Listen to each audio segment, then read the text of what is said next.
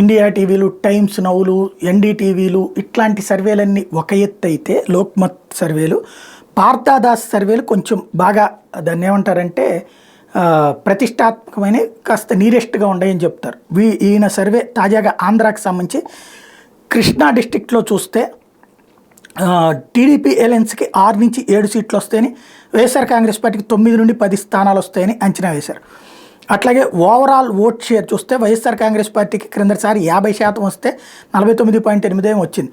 ఇప్పుడు 50.5% వస్తుందని, క్రిందసారి తెలుగుదేశానికి 40%, జనసేనకి 5.8%, అంటే 39.8 ఉంది తెలుగుదేశానికి, 5.67 జనసేనకు ఉంది, 0.8 బీజేపీకి ఉంది. ఈ ముగ్గురు కలిస్తే ఇప్పుడు కొంత పర్సంటేజ్ పెరిగింది, 47.6% ఓట్లు వస్తాయని. అలాగే మేల్ ఓటర్స్లో చూస్తే వైఎస్ఆర్ కాంగ్రెస్ పార్టీకి 49.1%, తెలుగుదేశం పార్టీ అలయన్స్కి 48.7% ఓట్లు వస్తాయని.